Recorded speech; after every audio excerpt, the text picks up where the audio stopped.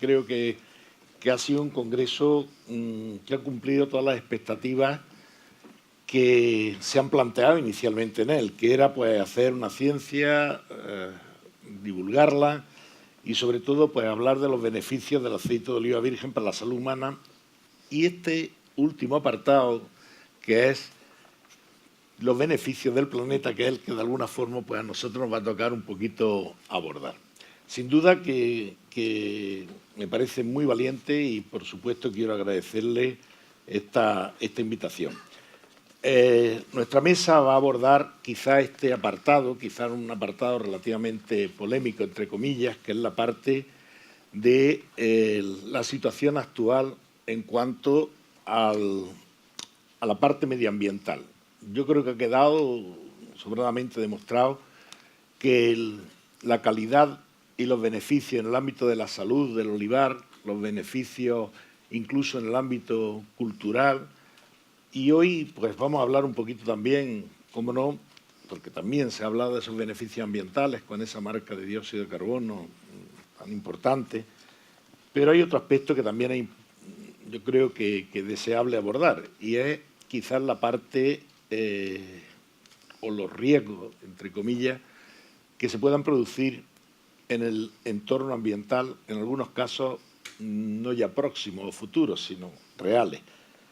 Y creo que es probablemente en relación con el cambio climático y que no solo se está dando en el entorno vegetal, sino que se está dando también en el entorno de la salud. Y son esas nuevas enfermedades, esos nuevos problemas, esas nuevas amenazas, como ha ocurrido, por ejemplo, con la Xylella fastidiosa o como ha ocurrido con algunas variedades de trips o como ha ocurrido pues, con otros agentes como la Poligala miltiforme o el picudo rojo en otras especies y demás, que de alguna forma pues, nos van a obligar a cambiar el uso de determinadas sustancias, como plaguicidas o como sustancias que son necesarias para luchar contra esas plagas.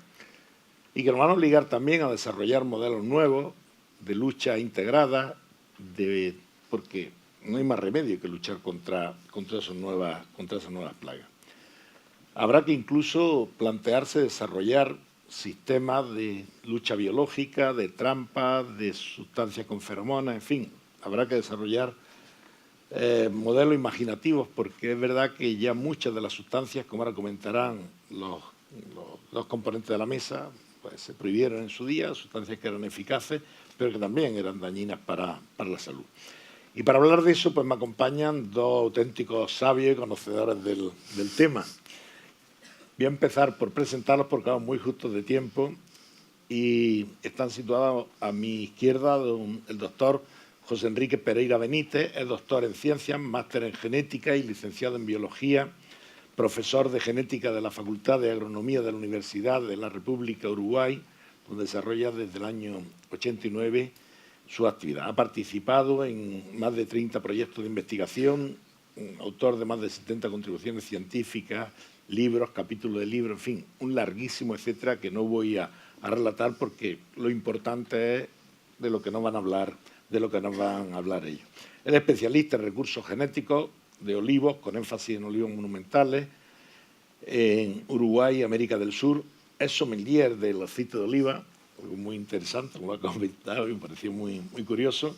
Miembro de un panel de cata oficial en Uruguay, reconocido por el COI, y juez en muchos concursos en Brasil, Uruguay y Perú. Miembro fundador también de asociaciones académicas y científicas como Riboliva, que es la red iberoamericana de investigación y posgrado en olivar y aceite de oliva, Sudoliva, y también pues es coautor, nos ha regalado amablemente su último libro, de un estudio sobre el estado de situación en la olivicultura mundial, que es coautor con otro estudioso importante y aquí presente, que es don Juan Vilar. Muchísimas gracias a ambos por este regalo, porque creo que es bastante interesante. A mi derecha se encuentra el profesor Antonio Hernández Jerez.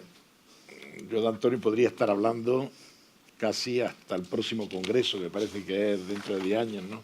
Por muchas características. Hemos sido compañeros de fatiga en estos avatares del de la toxicología ambiental y toxicología humana y de la exposición a plaguicidas en el ámbito laboral.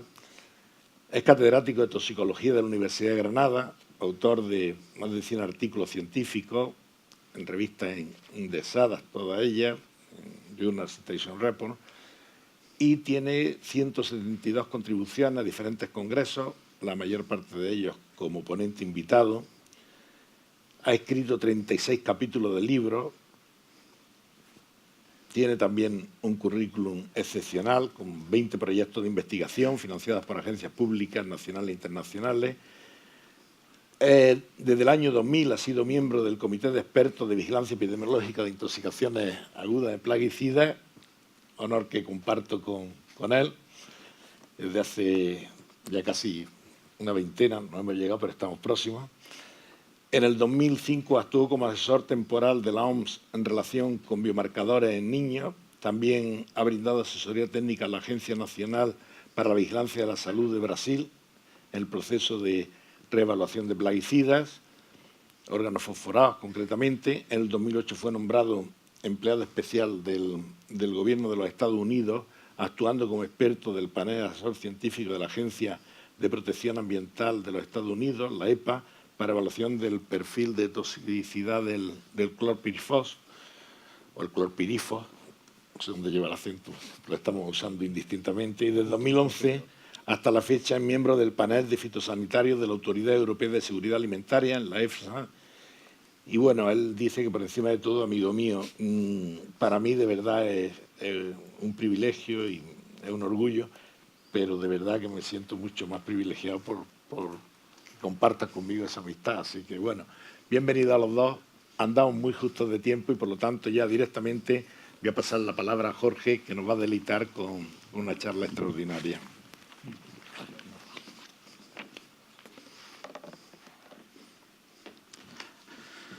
Buenos días, muchas gracias a la organización, a mi amigo José Juan, que me hace el privilegio de periódicamente invitarme a Jaén, a todas las instituciones que han participado en la organización, a la organización que ha facilitado nuestro traslado y muy buen pasar en Jaén en estos días.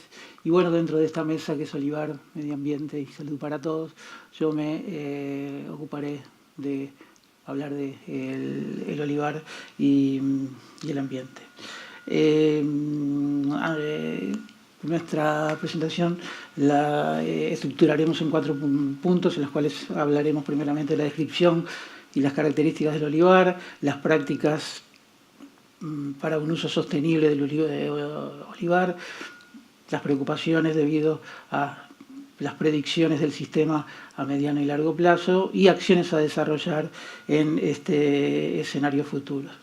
En primer lugar, me gustaría hacer esta es una charla muy conceptual que he tratado de hacer una revisión de mucha información, yendo de lo más pequeño a lo más global. Empecemos que el olivar es un sistema agroecológico vegetal que está centrado, como todos saben, en el olivo cultivado, que se extiende hoy a los 5 continentes, en zonas geográficas ubicadas entre los 35 y 45 grados, tanto de latitud sur como del norte, una superficie que supera ya las 11 millones y medio de hectáreas y se planta casi en 60 países. Se ha hablado acá de la cuenca mediterránea. Vengo a dar una visión un poco más de mi parte del mundo y de otros continentes. Esta especie existe en el planeta en su forma silvestre desde hace más de 3 millones de años y el olivo cultivado se propone que se domesticó en la zona del Levante israelí, cerca de la frontera siria, 6.500 años antes de Cristo, es decir, que hace unos 10.000 años. A partir de ese evento que ocurrió en la zona este del Mediterráneo, ocurrió un proceso de dispersión primeramente de este a oeste del Mediterráneo, siguiendo el curso que le dio el hombre por sus diversas actividades, y a partir del siglo XVI sale de la cuenca mediterránea primeramente a nuestro continente, luego al sur de África, al sudeste de Asia y Oceanía. A partir de ese evento de domesticación, el olivar se ha propagado de manera vegetativa por estacas, la famosa leyenda de Palas Atenea, y ha colonizado nuevas zonas y ambientes ecológicos, partiendo de su zona original, que eran terrenos marginales, con requerimientos medios de temperaturas comprendidos entre 6 y 7 grados bajo cero hasta máximos de 40, resistente a largas sequías, aunque tiene un nivel de pluviosidad medio de entre 350 y 400 milímetros anuales, con un óptimo de 600 milímetros. Aquí nuestro sujeto de pasión, que el olivo, y aquí hago homenaje al olivo sifón, que acaba de ser premiado en la Feria de Motor por la Asociación Municipal de la Asociación Española de Municipios de Olivo, un olivo de 2000 años en la provincia de Tarragona. O sea, esta es un ejemplo de dónde partimos y por qué hoy estamos en donde estamos. Como les decía, esas son las zonas en las que está teóricamente descrito que existe la posibilidad de que se cultive el olivo, aunque en el trabajo que acabamos de terminar con Juan Vilar, vean hoy en todas las zonas en las cuales se cultiva el olivo, 58, que prontamente ya llegaremos a los 60, y vean cómo se han salido de esa zona teórica publicada lugares como por ejemplo en Colombia, que se dan las condiciones ambientales en el cual el olivo está cultivado en el paralelo cero. Es decir, un cultivo tan versátil que mismo llega a vencer las condiciones ambientales de los sitios teóricos en los cuales se esperaba que podía existir. Entonces, un punto para centrar nuevamente lo que va a ser las condiciones actuales y hacia dónde tenemos que tender en esta actividad. El olivo, al igual que la mayoría de los vegetales, está basado en 17 elementos esenciales que los tienen ahí marcados, y la esencialidad está basada en el concepto que la planta no puede completar su ciclo vital si no los tiene, que ningún elemento puede sustituir a otro, y el elemento debe ejercer su efecto directamente sobre el crecimiento o el metabolismo. ¿Qué importancia tiene cada uno? Bueno, hay tres de ellos: el carbono, el hidrógeno y el oxígeno, que constituyen el 95% del peso seco del olivo. Y el árbol los toma tanto del anhídrido carbónico procedente de la atmósfera y combinado en el proceso de la fotosíntesis lo transforma. Los 14 elementos restantes son minerales y constituyen el objetivo de la fertilización, pero esos 14 elementos restantes representan aproximadamente solamente el 5% del peso seco del olivo, por lo cual es fácil provocar a veces un exceso con los problemas que acarrea y que son absorbidos por las raíces desde el suelo. Bueno, el proceso de la fotosíntesis, centro de los vegetales, y que es uno de los grandes aportes de los vegetales y los olivos al medio ambiente, en el cual el organismo toma el anhídrido carbónico y a partir de la luz y el agua que toma de las raíces fabrica los hidratos de carbono para su metabolismo, emitiendo oxígeno a la atmósfera. ¿Por qué lo nombramos? Bueno, veremos luego por qué es tan importante. esos 14 nutrientes que se encuentran en baja producción se pueden dividir en dos grupos, los macro y los micronutrientes. Los macronutrientes, nitrógeno, fósforo, etcétera, etcétera, que son 6 de esos 14, y los 8 restantes son los micronutrientes. ¿Cuál es la diferencia entre unos y otros? Bueno, que la relación entre los macro y los micronutrientes están en relaciones muchas veces de 10 a 5.000 veces superiores, los macro sobre los nitros. Entonces, la dosis en los que se dan esos nutrientes son esenciales en función de los requerimientos del olivo en momentos determinados y son aportados por la fertilización. Y no se debe añadir al suelo elementos minerales que el árbol no necesita, porque muchos de ellos ya están presentes y disponibles en el suelo. Entonces, el sistema del olivar lo abordaremos de esta manera, un sistema que es una sinergia entre distintos elementos, el clima, el suelo, las buenas prácticas agrícolas, y en el centro está nuestro organismo de interés, el olivo cultivado. El sistema de olivar lo vamos a encarar al ser un elemento que está encadenado a través de elementos básicos como son las emisiones atmosféricas, el recurso agua, los residuos, el ruido y los problemas del suelo. ¿Cómo lo vamos a abordar? Bueno, lo vamos a abordar, no lo podemos abordar independientemente cada uno de ellos, sino de manera global. Teniendo en cuenta qué cosas, que en el olivar se utilizan agroquímicos, que su aplicación es un foco de emisión atmosférica, que repercuten sobre los seres vivos y los bienes culturales, que inciden en las condiciones físico-químicas de la atmósfera y que en el medio atmosférico son arrastrados por las gotas de agua, tema que veremos, y son devueltas nuevamente al suelo o al agua, iniciando nuevos ciclos. Estos productos generan residuos que ocupan el suelo, impactan las emisiones atmosféricas, fuentes de agua, alteran las comunidades vegetales, etcétera, etcétera, siendo posibles fuentes de disturbios biológicos. ¿Cómo analizaremos el sistema? Bueno, este sistema exige un estudio profundo en el cual primero veremos las causas de la presencia de los diferentes elementos, que son muchas veces debido a las operaciones del cultivo o a las operaciones auxiliares, las características que tienen esos elementos y los efectos que causan los elementos. Comencemos el primero, las emisiones atmosféricas. ¿Cuáles son las fuentes? Bueno, las operaciones propias de la plantación, las operaciones por el manejo del suelo, la quema de los restos de poda, los tratamientos químicos, el manejo de la maquinaria en el olivar y la presencia del hombre en el olivar. ¿De qué tipo son esas emisiones?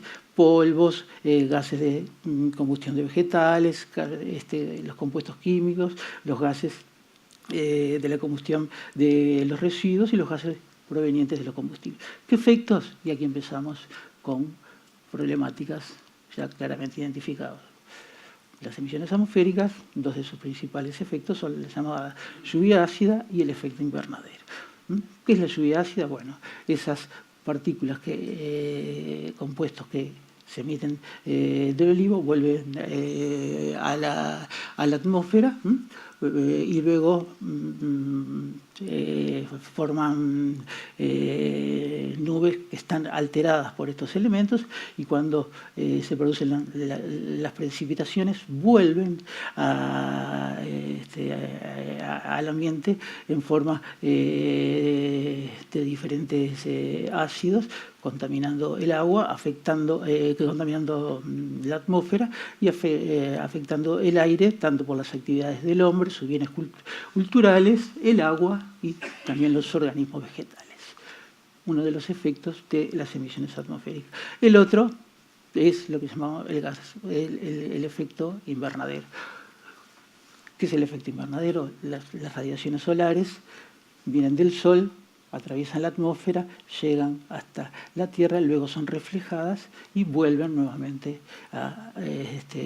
fuera de la atmósfera. Estos gases llamados de efecto invernadero, lo que hacen, alteran la composición de la atmósfera, impidiendo que luego de ser reflejados vuelvan a las capas superiores de la atmósfera. Entonces se acumulan en la parte inferior de la atmósfera, formando una especie de techo, como si fuera un invernáculo, alterando la vida de los diferentes órganos de los seres vivos, el hombre, animales, vegetales, etcétera, etcétera. Esta es una de las consecuencias de algunas actividades del olivar. Entonces, si vamos a hablar del efecto invernadero, una de las grandes preocupaciones es el anhídrido carbónico. A corto y mediano plazo, la exposición de una alta concentración de anhídrido carbónico teóricamente va a aumentar la fotosíntesis en plantas como el olivo. Ensayos en olivos durante un cierto tiempo con alto contenido de anhídrido carbónico muestran un aumento de la fotosíntesis de casi el 40%, de la transpiración y de la eficiencia del uso del agua en un 80%.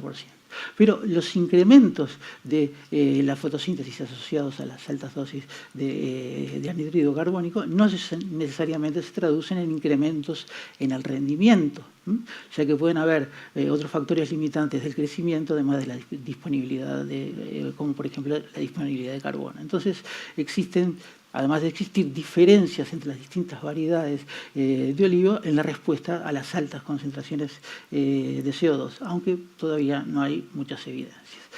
Otro de los factores de nuestro sistema es el agua.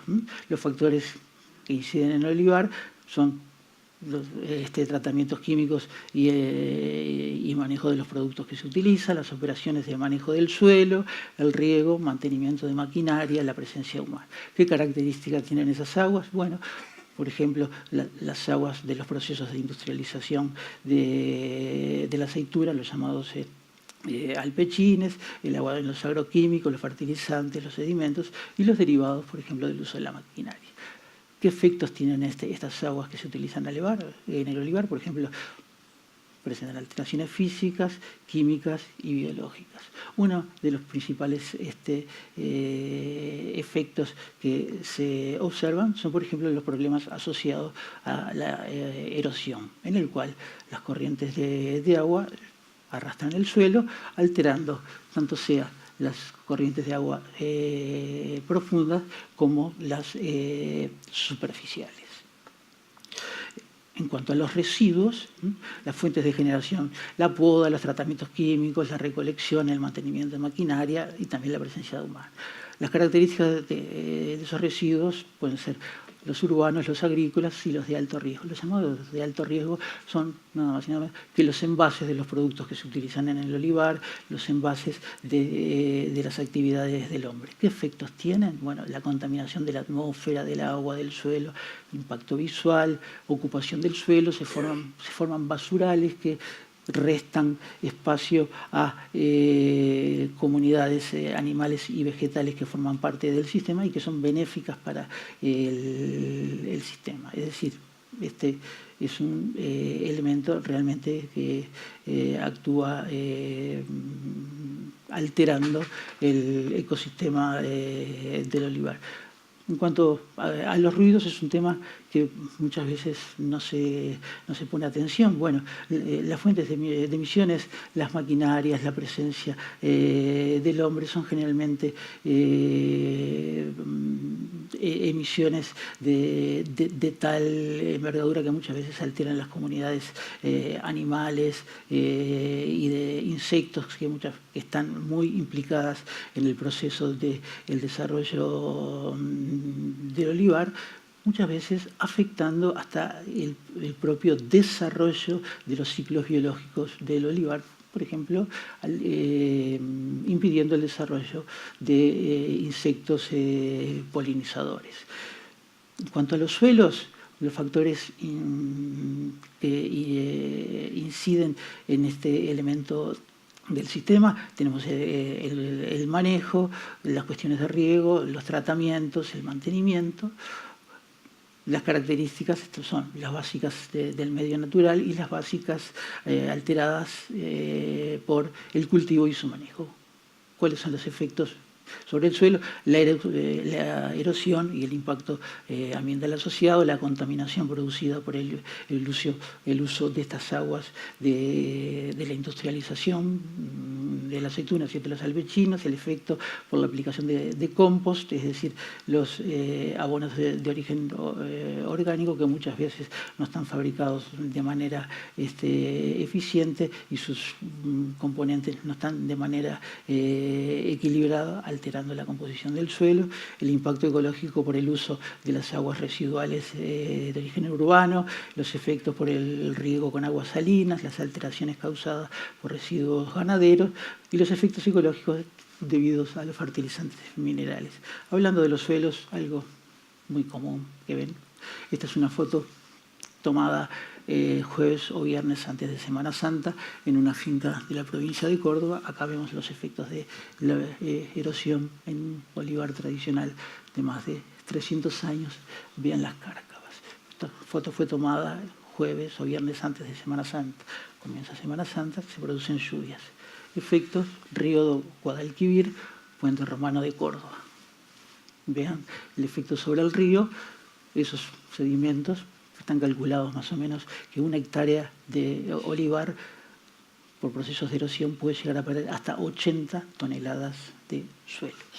Vean cómo se altera la ribera de este río con comunidades vegetales que cambian totalmente la imagen y el ecosistema típico de estos cursos de agua. Si lo miramos, miren lo que es esas comunidades vegetales. Una pequeña anécdota: en una de esas riberas, yo hace 7, 8 años, con un amigo cordobés, salía a correr por uno de los costados. La ribera moderna del Guadalquivir, hoy eso no existe, está tapado por estas comunidades vegetales creadas justamente por los restos de la erosión. Entonces, ¿cuál es la respuesta para optimizar el sistema? Bueno, ante esta realidad, el olivar y su influencia en el ambiente supone una alerta ante la cual se han elaborado una serie de alternativas para mejorar el sistema. La primera de ellas es valorar la actividad olivícola en la sociedad como una fuente de riqueza económica, social y ambiental, y a su vez informar al agricultor de las técnicas y los ordenamientos legales que contribuyen al desarrollo sostenible del olivar para que todos los integrantes de la cadena manejen pautas de un buen desarrollo de la actividad. ¿Cuáles son las acciones concretas para la mejora de ese sistema?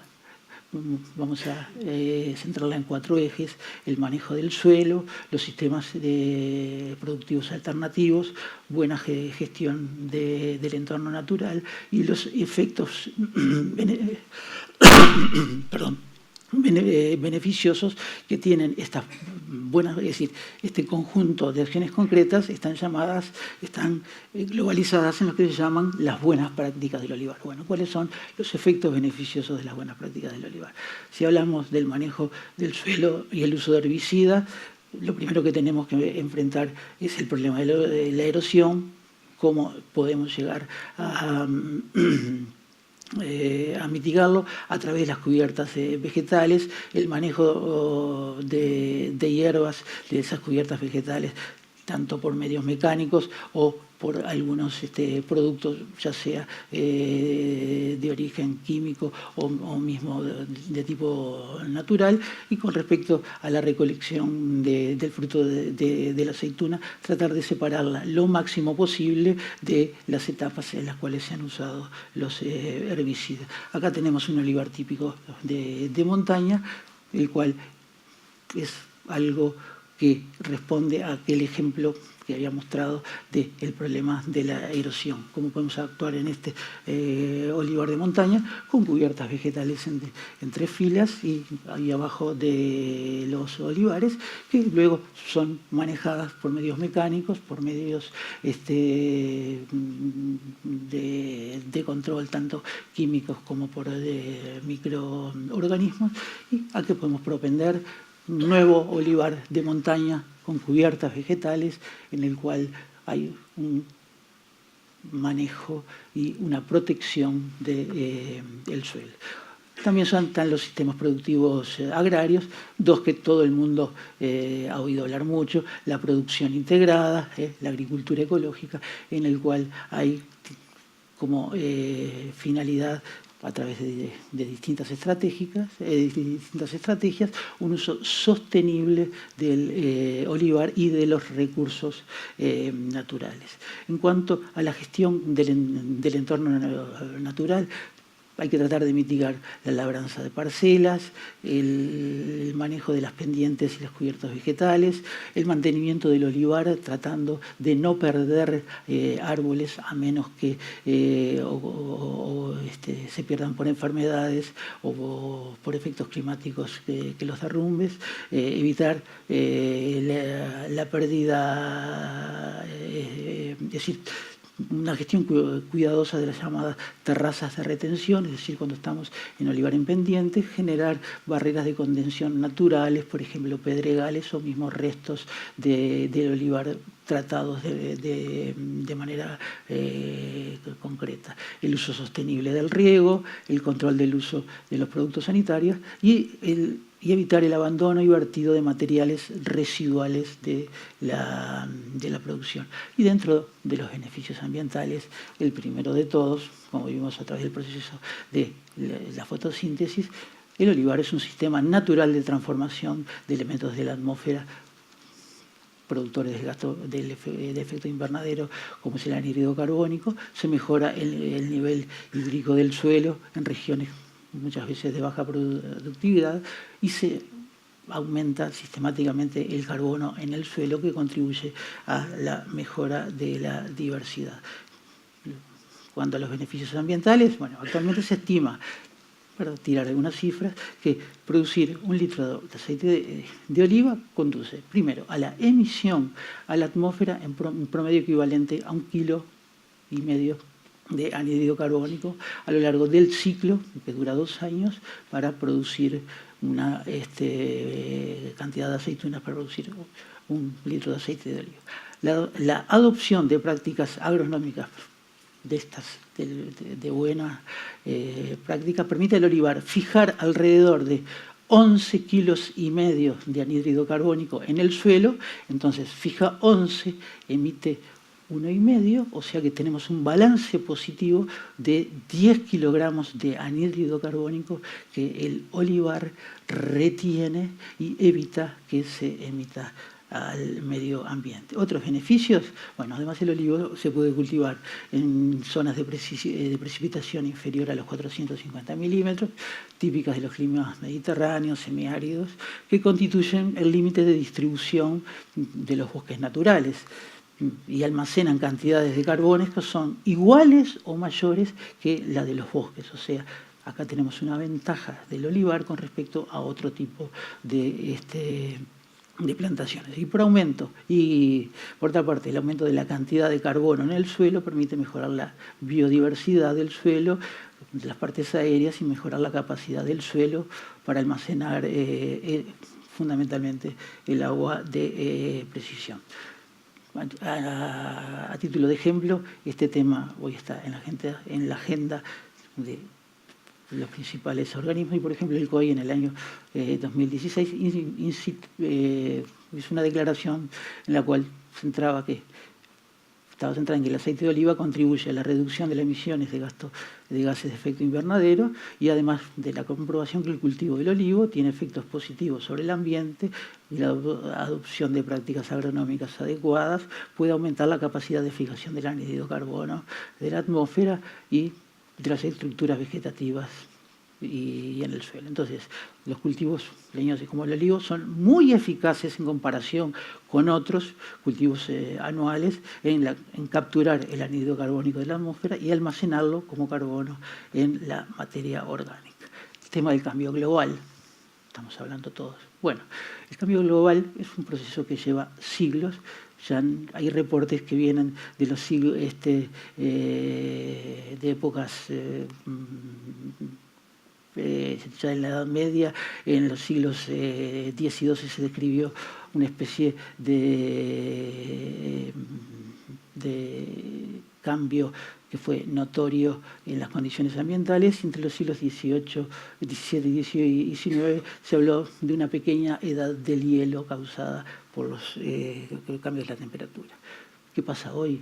Actualmente se estima que la temperatura global ha aumentado alrededor de 1 grado en el último ciclo y la ciencia intenta responder la pregunta si este calentamiento se debe a la acción humana a través del incremento en la concentración de gases de efecto invernadero, como el CO2 o el vapor de agua, que ha aumentado de 280 partes por millón en el año 1850 a 408 partes por millón hace un poquito más de un año. Existen modelos que predicen qué puede llegar a pasar si esto sigue así.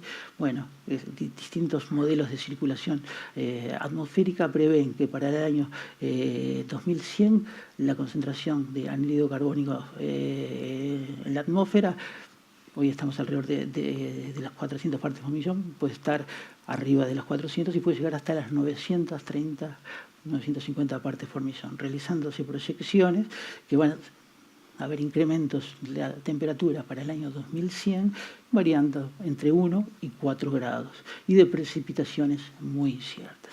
Aunque se espera un incremento global de la precipitación, pueden haber grandes diferencias entre las zonas y se espera una bajada de las precipitaciones en la zona mediterránea que afectaría negativamente a las principales zonas naturales. Todos los cultivos tienen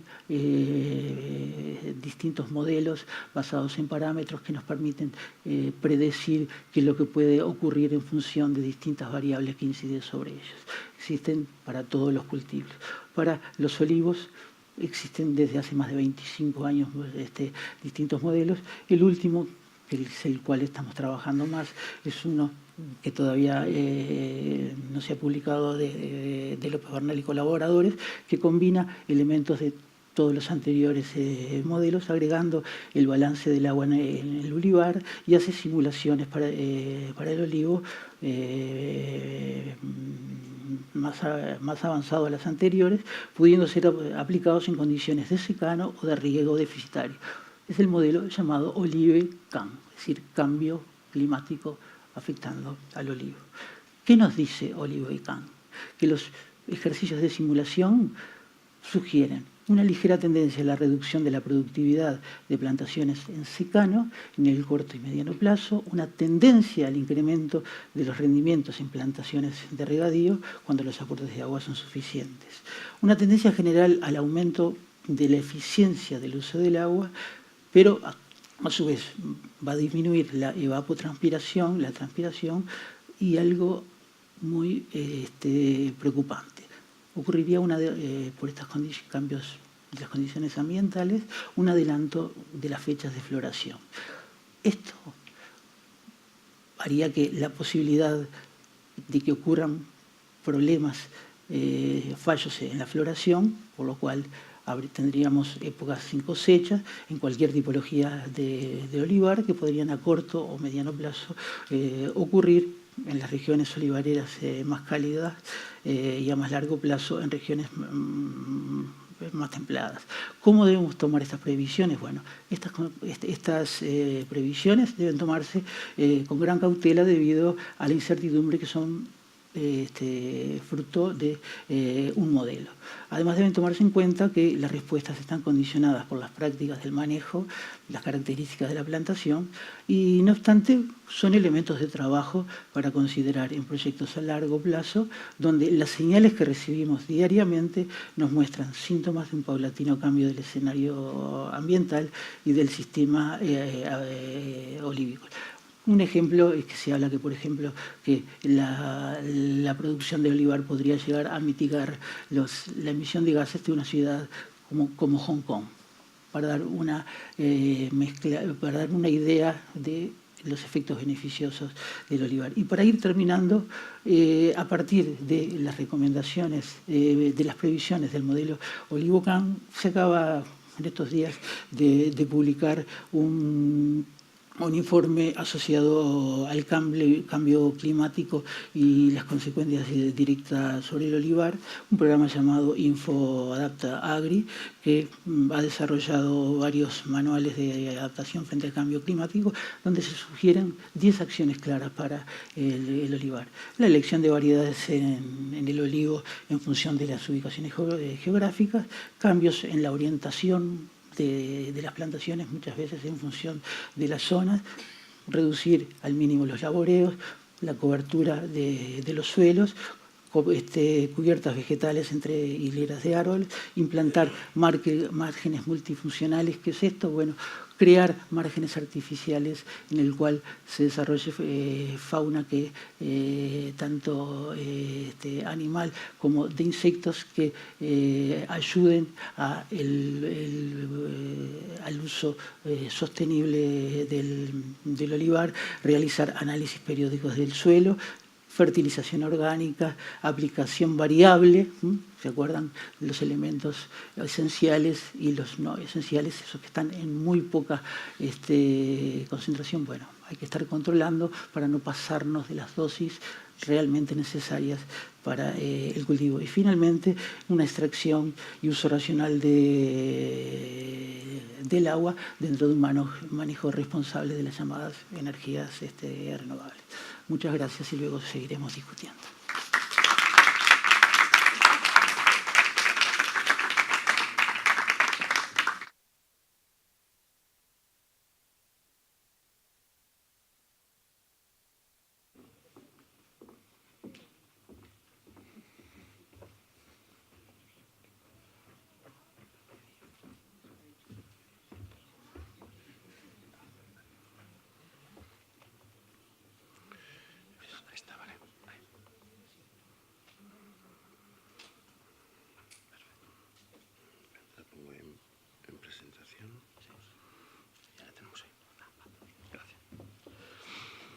Bien, buenos días a todos y en primer lugar quisiera agradecer a los organizadores de este congreso, en particular a José Juan Gaforio, sin conocerme, pues ha tenido la amabilidad de invitarme y probablemente a través de nuestro querido y común amigo Miguel Delgado, que no ha podido quedarse aquí por obligaciones sociales propias del mes de mayo, de eso haber comuniones y, en fin, confirmaciones y cosas de estas son inevitables y lo conocemos. Y también es un gran privilegio, bueno, pues que esta mesa la presida mi querido amigo Ctesifón. Son ya muchos años de guerra, entre comillas, y que implicaba muchísimas actividades de investigación, científicas y, por encima de todo, como decía, de amistad. Bien, yo, siguiendo, digamos, la recomendación de José Juan Gaforio, voy a tratar de hablar, de situar en contexto cuáles son los beneficios del aceite de oliva virgen con su fuente de producción, que es el olivar. Estamos en la zona central y nuclear a nivel mundial de la producción del olivar, con los riesgos, posibles riesgos derivados del uso de plaguicidas, que son prácticamente inevitables a la hora de incrementar la productividad agrícola en el ámbito del olivar. Y todo ello en el contexto de la salud humana y ambiental. Y vamos a ver cómo en la Unión Europea tenemos uno de los mejores sistemas de protección a nivel mundial, al mismo nivel que los americanos, yo me atrevería a decir, incluso mejor, en el ámbito incluso de plaguicidas y de salud humana y medioambiental. Bien, yo voy a tratar de hablar de estos aspectos. Suelo tener tendencia a enrollarme quizá demasiado, por eso he dicho a mi amigo Ctesifón, que está más lejos, José Juan Gaforio, que cuando sea me tiren, que no sea muy contundente el instrumento que me tiren, pero que me dé cuenta de que debo de ir acabando ya. Quisiera centrar inicialmente, bueno, pues la dimensión económica, sanitaria y comercial del aceite de oliva virgen en el lugar donde nos encontramos. El uso de plaguicidas veremos que va a ser inevitable. Quisiera después hablar de que las plaguicidas son sustancias reguladas. ¿Qué significa esto? Y el consumo que se hace a nivel mundial de la Unión Europea y a nivel nacional. Es importante saberlo. ¿Qué riesgos tienen el volumen de producción de estas sustancias, riesgos para la salud humana y ambiental, y cómo se pueden evaluar estos riesgos y cómo se pueden prevenir en el futuro? Y hay herramientas para prevenirlo, que es el uso sostenible de plaguicidas. Bien, solamente por retomar y conectar con lo que se dijo ayer y esta mañana, bueno, pues existen evidencias clínicas, evidencia epidemiológica, e incluso a nivel de evidencia bioquímica, a nivel más experimental y de mecanismos, de cuáles son los efectos beneficiosos que produce el aceite de oliva virgen a nivel cardiovascular, a nivel del sobrepeso y obesidad que se ha comentado esta mañana, también a nivel del cáncer y sobre todo también en el ámbito de la longevidad, es decir, las expectativas de vida, que podemos vivir más años. Y todo ello debido exclusivamente al aceite de oliva virgen. No necesariamente, estamos en el contexto de la dieta mediterránea. Lo que pasa es que el aceite de oliva virgen, como todo el mundo ya sabe, se ha discutido aquí, es el elemento central de la dieta mediterránea. La dieta mediterránea, desde mi punto de vista, no es solo una dieta, es un modelo de vida, que hay que aceptarlo. Si se quiere seguir en ella, hay que vivir acorde con ello. Bueno, entonces, ¿por qué puede tener el aceite de oliva virgen todos estos efectos beneficiosos sobre la salud? Bueno, pues es rico en compuestos fenólicos, ya se comentaron ayer algunos de ellos, es rico en tocoferoles, vitamina E, protector frente al estrés oxidativo y protege membranas celulares frente al estrés oxidativo, y es rico en ácidos grasos monoinsaturados, fundamentalmente el ácido oleico. Probablemente del concurso de todas estas sustancias y otras más, pero me he centrado solamente en los que son las más importantes del aceite de oliva, son las que tienen ese efecto beneficioso para la salud. ¿Qué ocurre en el año 2011?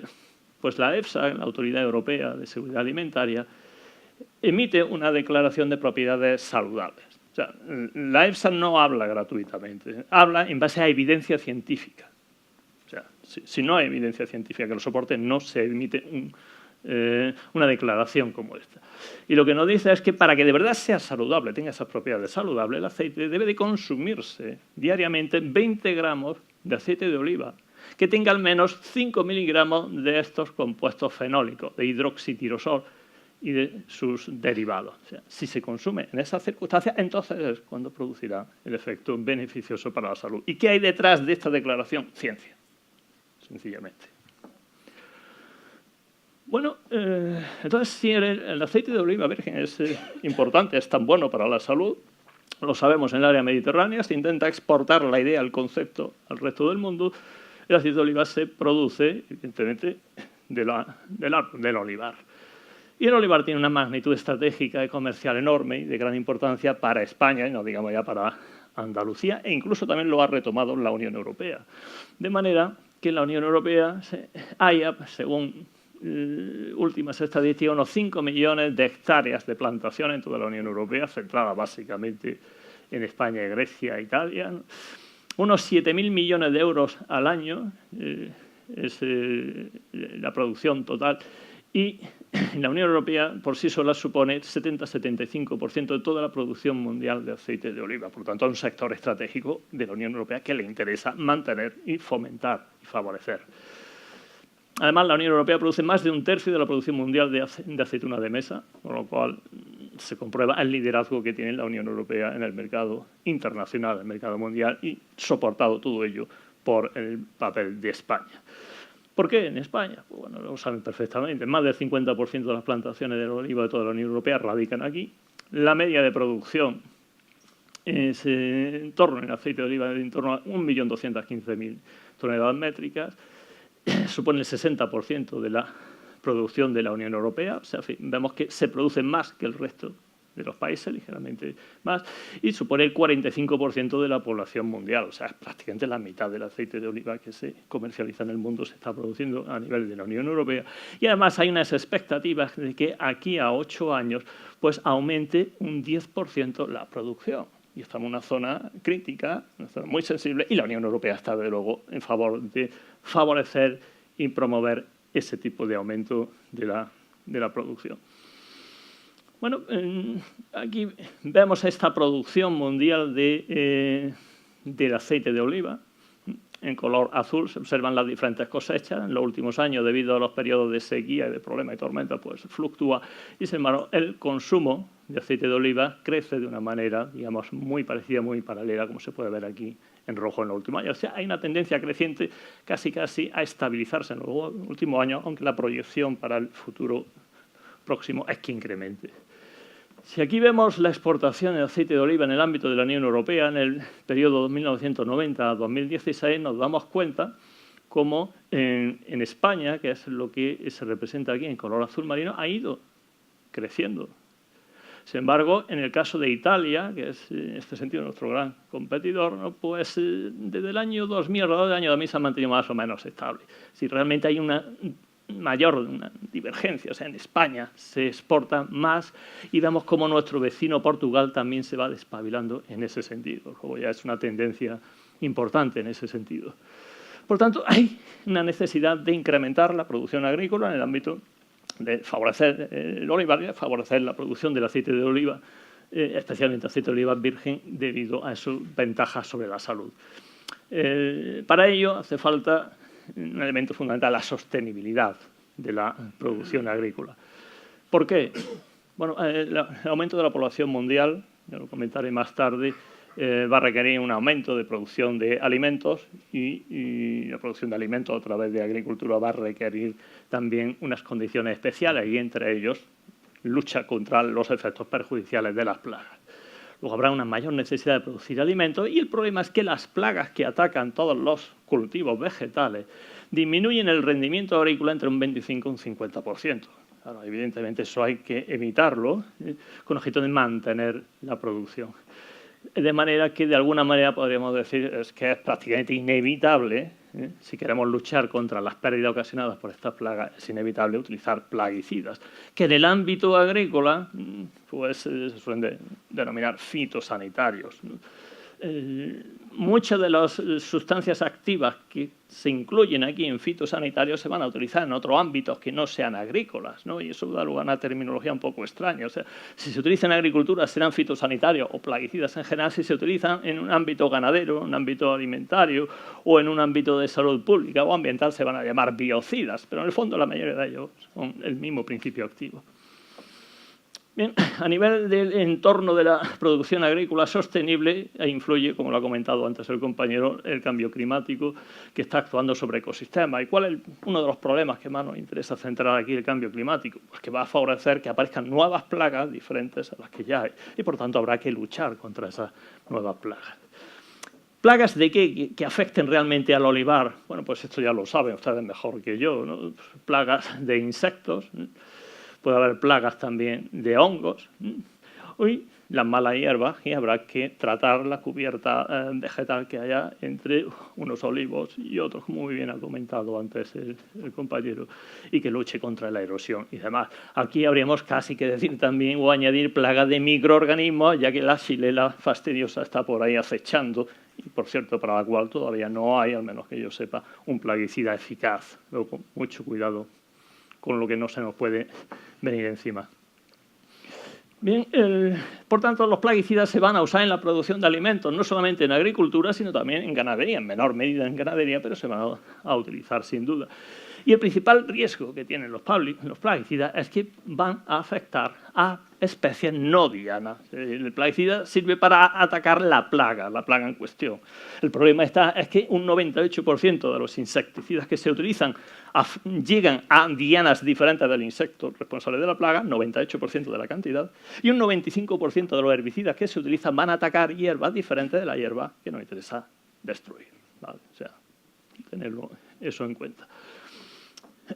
Afectan especies no dianas y están diseñados específicamente los plaguicidas para destruir seres vivos, bien sean microbios, bien sean plantas, bien sean hongos o bien sean insectos, para destruir agentes vivos.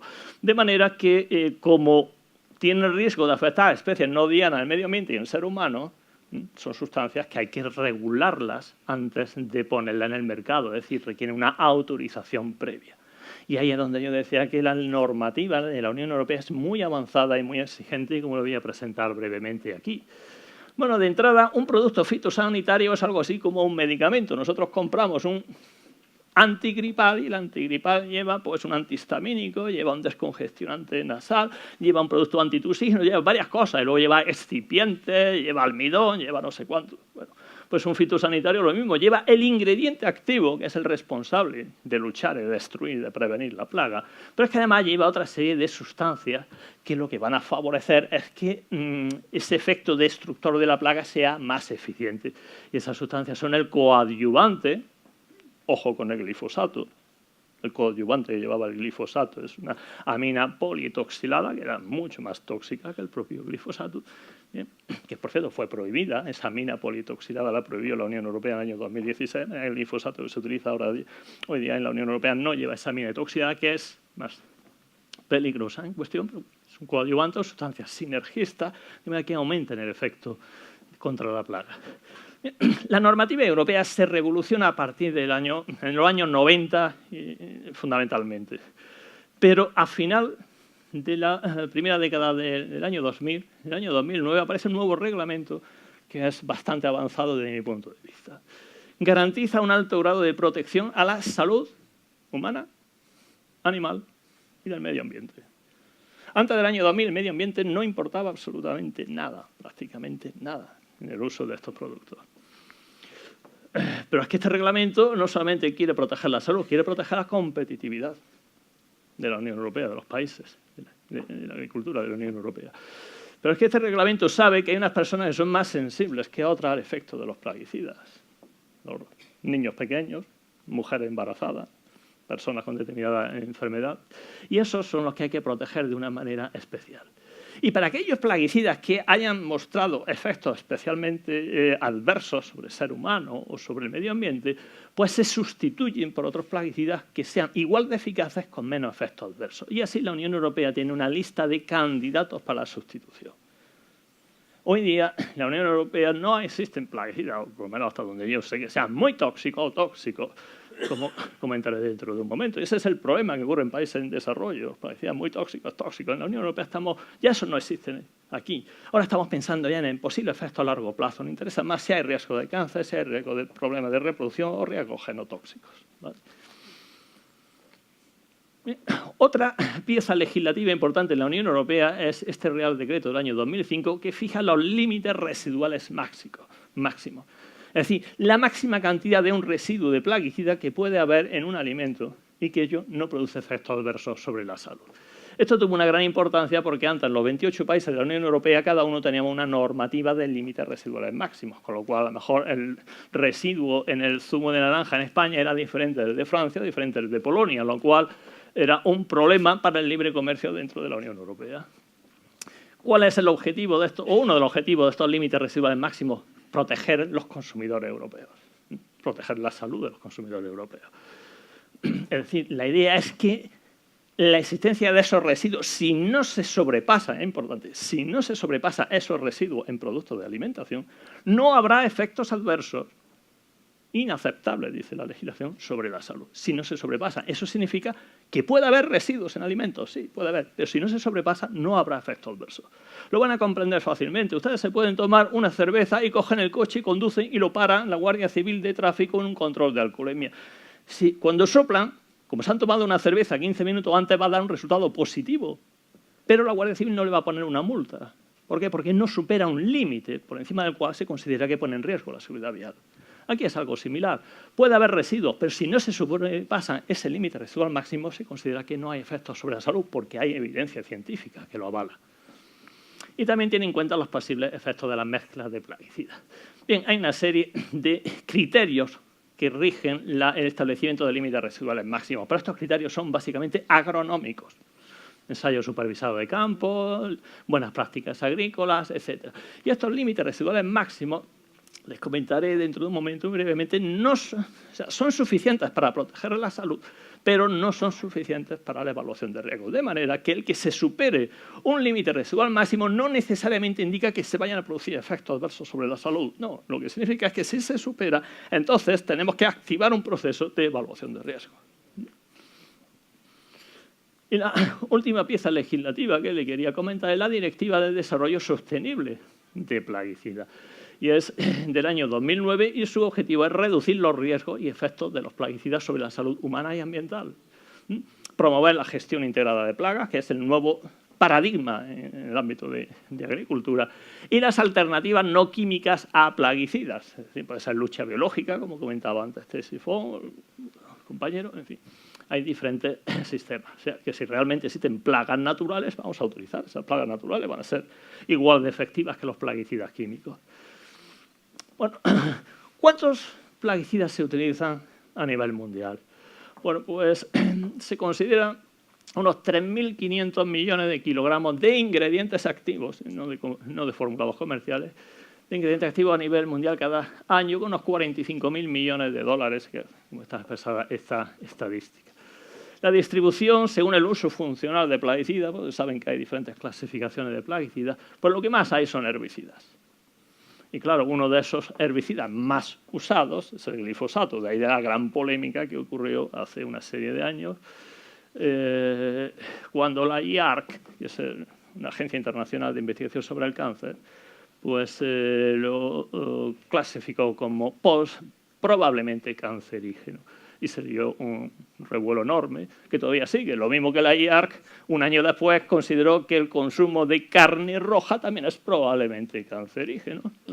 O consideró que los alimentos ultraprocesados son realmente cancerígenos. Bueno, luego tenemos un 27% son insecticidas, que por cierto, estos son los más peligrosos para la salud humana, insecticidas, salud humana y salud ambiental. 22% fungicidas y un 9% otros. Aquí vemos este ámbito a nivel mundial, quiénes son los que hacen un mayor uso de plaguicidas. No encontramos que va a ser básicamente China a nivel de países, luego le siguen los Estados Unidos y en Sudamérica, en Argentina. Aquí vemos desde otra perspectiva cuál es esta producción mundial. Vemos que entre el año 90 y el año 2014 quien realmente hace la mayor parte del consumo a nivel mundial es China. ¿Qué ocurre en los Estados Unidos? Fíjense, los Estados Unidos utilizan prácticamente la misma cantidad de plaguicidas en los últimos 20 años, 30 años. ¿Qué ocurre con otro país emergente? Brasil. Aumenta el consumo de plaguicidas, pero claro, no llega al nivel de China. Y si nosotros, ¿dónde está España? Pues fíjense este nivel. Pasa que España tiene una tendencia ligeramente ascendente. Le he puesto la comparación con India. Son 1.000 millones de personas viviendo en la India, pues prácticamente tenemos un consumo similar a la India, al subcontinente indio. Bien, en el ámbito europeo, pues podemos ver a nivel de los últimos años, 2011, 2012, 2013 y 2014, básicamente son fungicidas, lo que más se utiliza, seguido de herbicidas y otra serie de compuestos, ¿no? En color gris se observan los insecticidas, son los más peligrosos para la salud. El asunto está en que fíjense que desde el año 2011 se produjo un pequeño descenso en los 2 años siguientes, pero después rebotó. O sea, básicamente estamos alrededor de 400.000 toneladas. Recuerden que le dije antes que la Directiva de Uso Sostenible de Plaguicidas del año 2009 y lo que pretendía es reducir el uso de plaguicidas químicos y no se ha reducido, se mantiene, bueno, no es poca cosa, pero no se ha reducido realmente el uso de plaguicidas químicos. ¿Quién utiliza de todos los países de la Unión Europea más cantidad de plaguicidas? Pues lo tiene, España. Y le sigue muy de cerca Francia y en tercer lugar Italia. Y lo pueden ver aquí que en color verde son los fungicidas, es el mayor uso que se hace de la sustancia. Bueno, esto sería otra comparación similar. Y dentro de España, si nosotros comparamos en los años 2011, 12, 13, 14 y 15, pues nos damos cuenta como básicamente el total que se consume está alrededor de las 70 y tantas mil toneladas, de lo cual siguen siendo los fungicidas los que se hace un mayor uso de ellos, seguido de reguladores de crecimiento y otros, y lo que menos se consumen son insecticidas. Pero fíjense que en España tampoco ha disminuido la tendencia en el consumo de plaguicidas, en todo caso se mantiene o incluso aumenta ligeramente de nuevo ese consumo. Este sería el uso por hectárea. Entonces, vamos a ver ahora cuál es el efecto que pueden tener el uso de plaguicidas químicos muy brevemente sobre el impacto ambiental. Ven, como ya se ha dicho antes, se utilizan para incrementar la productividad agrícola, es decir, tenemos lo que sería el uso en superficies agrícolas y cuando se aplica el plaguicida, recuerden que le he dicho que el 90 y tantos % de lo que se aplica no llega a la plaga, va a otro sitio. Algo así como digamos, hemos errado el tiro, la gran parte.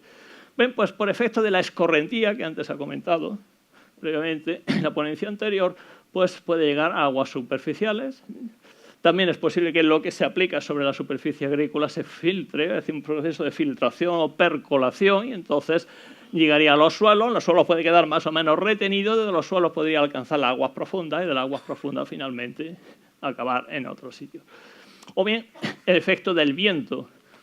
Cuando se está aplicando el viento, por efecto de la deriva, se puede transportar ese plaguicida a áreas residenciales próximas, a otros campos agrícolas o a otros dehesas donde hay establecimientos ganaderos. Se considera más o menos que este efecto de la deriva puede alcanzar los 500.000 metros desde la zona en la cual se produce. Ahora, tengan en cuenta un detalle. La gota, el aerosol de partículas que está produciendo un plaguicida, cuando se aplica, tiene un tamaño aerodinámico superior a 20 micras y ese no se absorbe por vía respiratoria.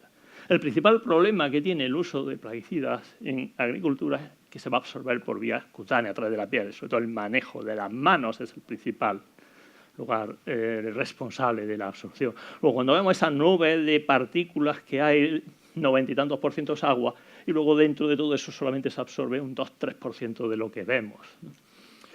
Me he comentado antes los riesgos de exposición de organismos no diana, los cuales hoy día la legislación europea trata de proteger también.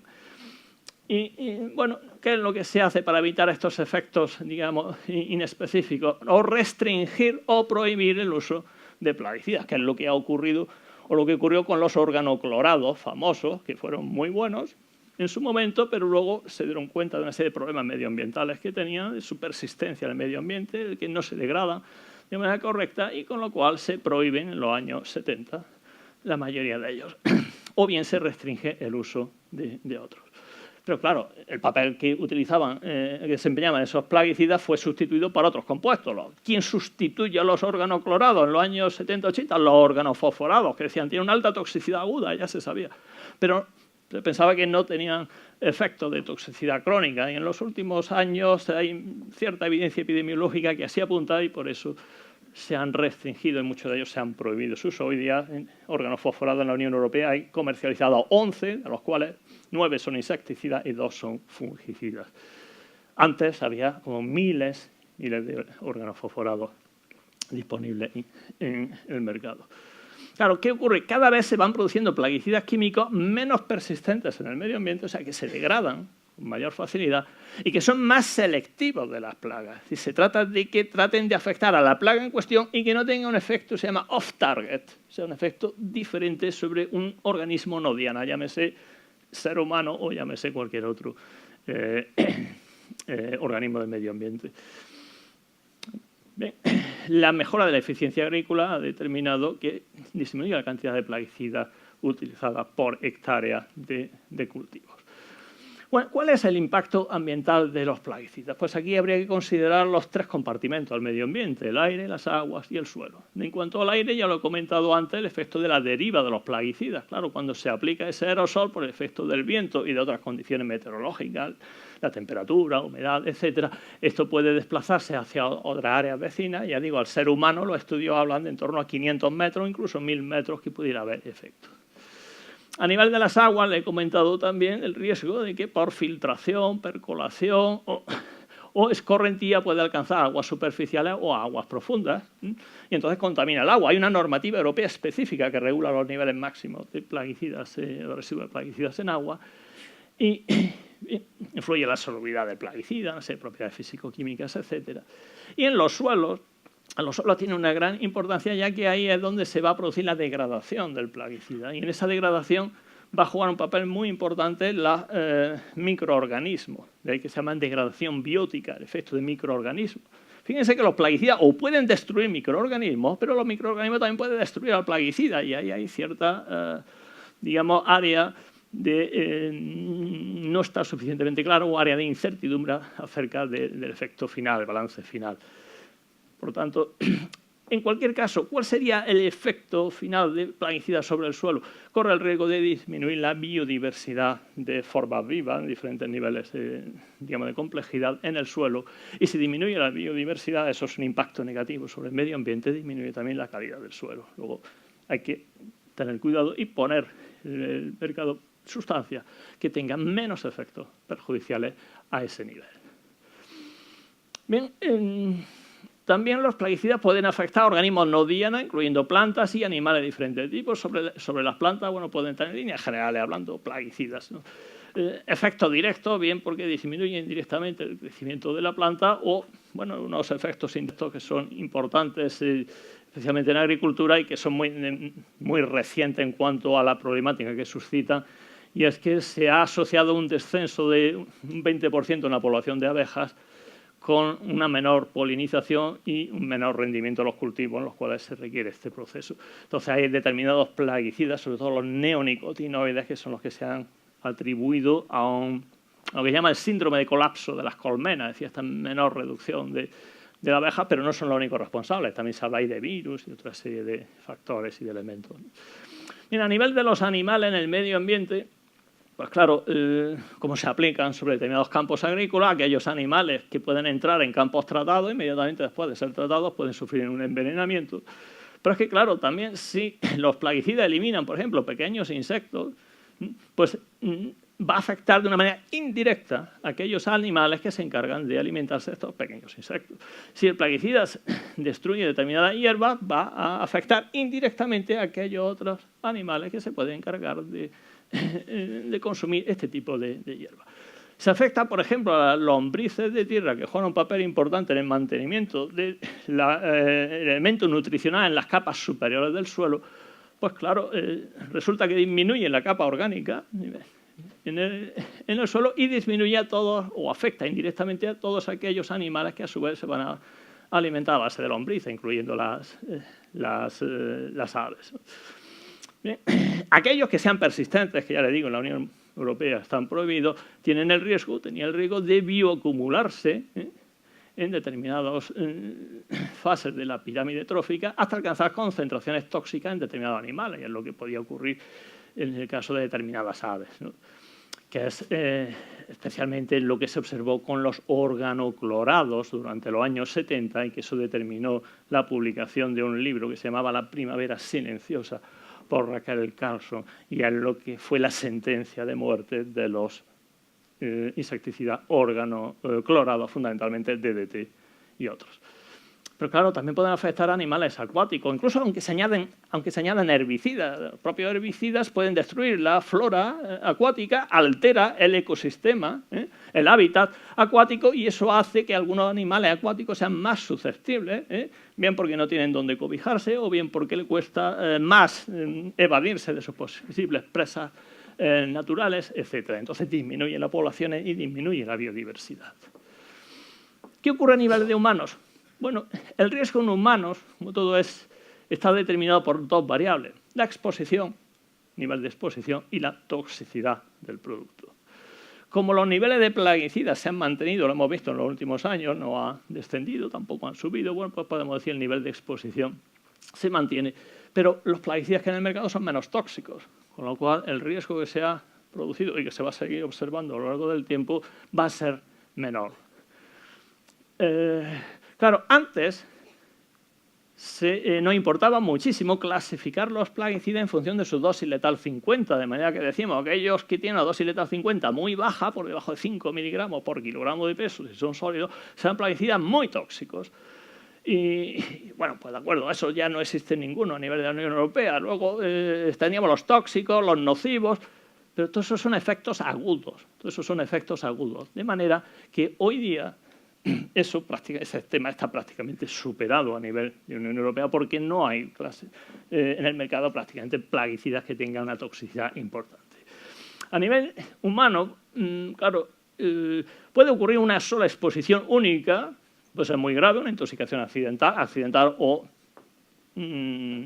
ocupacional, o bien suicida, que la hay. Y claro, esto va a ser el iceberg, ¿no? El punto de la pirámide. O puede haber una exposición grave a largo plazo, una exposición continuada, es lo que ocurre con los trabajadores agrícolas, especialmente de invernadero, tiene exposición más continuada, sería exposición laboral. Y luego tener una exposición leve, entre comillas, a largo plazo de la población general, bien por esos efectos de deriva que he comentado antes, o bien por ese efecto de afectación de las aguas superficiales o profundas, o por la presencia de residuos de plaguicida en dieta. Y ahí puede haber esa exposición, entre comillas, leve a largo plazo, y con la cual hay determinados efectos, digamos, para la salud. aquí les pongo una diapositiva que me he permitido tomarla de mi querido amigo Ctesifón, que cuando ya participamos hace 3 o 4 años, ¿no?, en una jornada ahí en Almería, que la organizó también nuestro común amigo José Joaquín. Y entonces aquí, bueno, pues en el año 2000 tuvo la feliz idea de organizar un programa de vigilancia epidemiológica de la salud de intoxicaciones agudas. Y ahí nos invitó a unos cuantos amigos, con los cuales nos lo pasamos muy bien. Por cierto, echamos de menos ese programa. Fíjense que aquí, ¿qué diferencia hay? En los años 90 se llegaba hasta casi 500 intoxicados cada año. ¿Qué ha ocurrido después con el paso del tiempo? Pues fíjense dónde estamos. Hasta el año 2015 ya prácticamente es que no había intoxicaciones. O sea, se ha producido una caída exponencial en las intoxicaciones agudas. El problema agudo con los plaguicidas ya no es tan relevante. A nivel de la Unión Europea, ojo, cosas distintas en países en desarrollo, África, Asia, Latinoamérica es diferente. Estoy hablando de la Unión Europea. El problema agudo ya prácticamente no es importante. La mayoría de intoxicaciones eran ocupacionales, fíjense, en color rojo. Y todas estas intoxicaciones ocupacionales han disminuido enormemente. Nosotros hicimos, precisamente en el entorno de ese comité de asesor de intoxicación aguda por plaguicidas, pues hicimos una estadística en torno a 600 intoxicaciones agudas y vimos que la mayoría de ellas estaban producidas por estos 2 grupos de insecticidas, los carbamatos, N-metilcarbamato y organofosforados. Antes no he querido entrar en detalles, pero los organofosforados, que son los que estudian, todos los que hemos estudiado medicina de insecticida, órgano clorado, órgano fosforado. Yo voy diciendo por ahí siempre lo mismo. El órgano fosforado al peso es el 3,5% de todos los plaguicidas que se venden en España. 3,5%. Y fíjense, son en aquella época, es decir, esta estadística fue entre el año 2000 y 2006. En aquella época, pues fíjense, entre órganos fosforados y carbamatos, prácticamente la mitad de las intoxicaciones. Y los 2 comparten una cosa común, y es que son inhibidores de la acetilcolinesterasa. Ese es el efecto insecticida y ese es el efecto adverso sobre la salud humana. Bien, lo publicamos estaba bien publicado en un libro en condiciones decentes.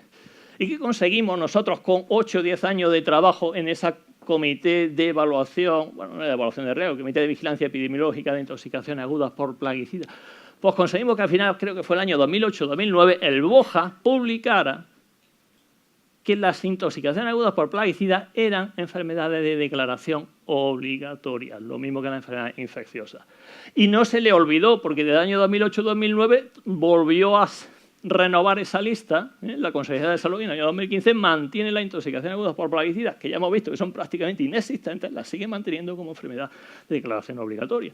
Y eso fue, de alguna medida, gracias al trabajo que hicimos, y lo hicimos con mucho gusto, una comisión de plaguicidas en la cual aquí vemos, bueno, pues el querido amigo Ctesifón, en fin, aquí vemos a Miguel Delgado, estaba yo, todo un poquito más jóvenes. Luego se incorporaron 2 chicas más, o sea, esto no era, antes el tema de la paridad no tenía tanta importancia, eran 2 chicas y además un alto perfil científico. ¿Qué ocurre con la toxicidad crónica? Voy de tiempo mal, ¿no? Vamos a acabar. Bueno, pues es una toxicidad diferida, y ahí viene el riesgo. En humanos, la toxicidad diferida tarda bastantes años en aparecer, es un lapso de tiempo entre la exposición y los efectos, de ahí que sea difícil de poder establecer una asociación causal a este nivel. Claro, puede ser porque una persona está repetida al mismo plaguicida, cosa rara, salvo que estemos trabajando en una industria o quizás en agricultura, o a varios plaguicidas que tienen el mismo mecanismo de acción. Por ejemplo, exposición continuada a órganos fosforados, todos tienen el mismo mecanismo de acción, cambia la potencia tóxica, evidentemente. O bien puede ser por efectos aditivos.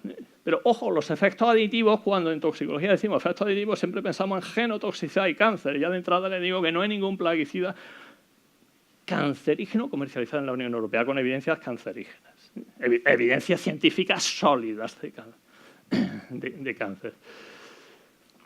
También existe la posibilidad de que la toxicidad crónica sea secuela de la intoxicación aguda que no produjo la muerte. Entonces, por ejemplo, se ha hablado de determinadas enfermedades neurodegenerativas que pueden aparecer unos 10 años después de tener una intoxicación aguda no mortal por algún tipo de plaguicida. ¿Cuáles son estos efectos que se han asociado entre la exposición a plaguicidas y lo humano? No quiere decir que la asociación sea causal, ¿no?, sino existe una asociación. Bueno, se ha hablado de diferentes tipos de cáncer, sobre todo cáncer hematológico, leucemias. Determinados efectos neurológicos, sobre todo enfermedades neurodegenerativas, probablemente ahí sí que hay bastante evidencia, por ejemplo, con la asociación con Parkinson, enfermedad de Parkinson, y en menor medida con Alzheimer y con esclerosis lateral amiotrófica.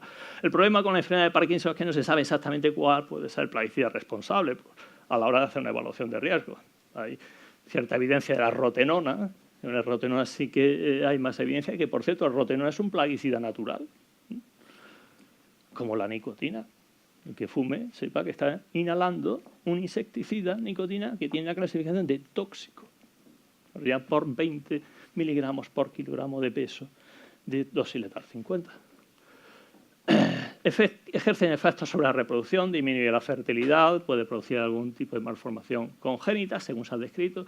Afecta al desarrollo neurológico, aquí sí que hay cierta evidencia más. La mujer embarazada expuesta a plaguicidas, sobre todo organofosforados, el hijo o los hijos que tienen una mayor, o sea, tienen un peor rendimiento intelectual, tienen una afectación psicomotriz ligera, eso no se observa de manera tan importante, pero ahí sí que hay bastantes efectos importantes sobre el desarrollo neurológico. Fíjense qué curioso, efectos neurodegenerativos a largo plazo, enfermedades neurodegenerativas al final de la vida, efectos sobre el neurodesarrollo al principio de la vida.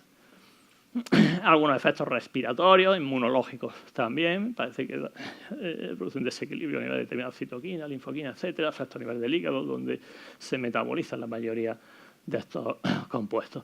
Le voy a poner en la EFSA el comité de fitosanitario, al cual, como ya he comentado antes, pertenezco y además me han renovado el mandato otros 3 años más, llevo ya 6, ya será hasta 9. Bueno, pues utilizamos sobre la base una documentación de unos metaanálisis, que este es el estudio más ambicioso que se ha hecho sobre efectos de plaguicida en salud humana, ya que estudiaron 23 enfermedades diferentes simultáneamente. Fíjense, le he puesto aquí las asociaciones de los metaanálisis realizados, las asociaciones significativas que se encontraron. Básicamente, ¿qué? Leucemia infantil, con exposición no solo de la madre durante el embarazo o durante el periodo de fertilidad, sino también del padre durante el periodo preconcepcional. O sea, hasta los padres pueden tener ese riesgo. Y aquí es donde hay mayor evidencia. Fíjense, hay muchos estudios realizados en metaanálisis. El asunto es que la magnitud del efecto tóxico no es muy relevante. Fíjense, algunos de los estudios, pues sí llegaba a duplicarse el riesgo. La magnitud no es muy importante, pero es significativa. Es decir, aquí hay evidencia, ahí hay algo detrás en esto. Por ejemplo, también con cáncer de mama, pues hay 11 estudios y hay un 24% de exceso de riesgo en el caso de cáncer de mama. O también hay menos estudios y cáncer de estómago se ha asociado, o incluso cáncer de hígado, había 5 estudios, y en cáncer de hígado donde se observa que hay una mayor magnitud de efecto, ¿no? Ahí es donde estamos poniendo un poco más de atención. Tengan en cuenta que yo le he hablado de la seguridad de los plaguicidas que hay actualmente en el mercado, pero estos efectos, el cáncer tiene un periodo de latencia 20, 30, 40 años. Quiere decir que si este estudio se publica en el año 2013, hay que pensar cuál era la exposición que había 40 años atrás, es decir, los años 80, donde todavía había plaguicidas organoclorados, había muchos órganos fosforados por medio, etc. En cuanto a enfermedades no cancerosas, pues se ha hablado mucho de determinadas malformaciones del congénito urinaria. No hay, los metaanálisis no nos indican que haya mayor riesgo de cristorquidia ni de hipospadia. Sin embargo, sí que hay un mayor riesgo de aborto. Tenemos estudios compartidos con Tesifón. Ya desde el año 94 publicamos el primero donde había mayor riesgo de aborto en este sentido. Y fíjense, 26 estudios con enfermedad de Parkinson, se lo he comentado antes, plaguicidas en general, con otra enfermedad neurodegenerativa, esclerosis lateral amiotrófica, enfermedades respiratorias, que le dije antes, el asma, por ejemplo, asociada con el DDT, unos pocos estudios, y con diabetes. Con diabetes, posteriormente, en colaboración con el Imperial College de Londres, publicamos hace un año y pico un metaanálisis que actualizaba todo y donde nos dimos cuenta que la asociación entre plaguicida y diabetes era solo con los plaguicidas organoclorados, que ya no están en el mercado europeo. Cuidado, vamos a ver, los efectos a largo plazo que estamos observando y describiendo ahora están asociados con exposiciones de hace 20, 30 o incluso 40 años. Como el mercado de plaguicidas cambia, las expectativas de efectos sobre la salud de aquí a 20, 30, 40 años van a cambiar sin lugar a dudas. Como los plaguicidas que se están manejando son menos tóxicos que los que había antes, sin lugar a dudas que el perfil de toxicidad será completamente distinto. Bueno, le voy a hablar ahora, muy brevemente, porque ya estamos totalmente fuera de tiempo, de los residuos de plaguicidas en alimentos. La Unión Europea tiene hace una serie de años una serie de programas coordinados, de programas nacionales. Y voy a poner el ejemplo del último programa, que es del año 2015, pero se publicó el año pasado, en abril del 2017. Mirado, la EFSA no ha publicado todavía el del año siguiente. O sea, este es el último programa vigente. Analizaron en todos los países de la Unión Europea 84.341 alimentos en total. Bien, de todos ellos no se observaron residuos detectables en más de la mitad. Los residuos estaban por debajo del límite residual máximo, lo que yo le decía, que si no se supera ese límite no habrá problema para la salud, en el 44%. Y menos de un 3% de las muestras sí tenían residuos de plaguicidas por encima del límite residual máximo. Es decir, esas son las que dispararían el proceso de evaluación de riesgo para ver exactamente en qué queda. Bien, pero si nosotros aquí vemos la estadística por alimentos frescos, por alimentos procesados, si los alimentos procesados tienen menos residuos, los alimentos orgánicos, agricultura orgánica, no se manejan plaguicidas, pues tiene el 0,7%, tenían residuos por encima del nivel residual máximo y un 3,5% por debajo del límite.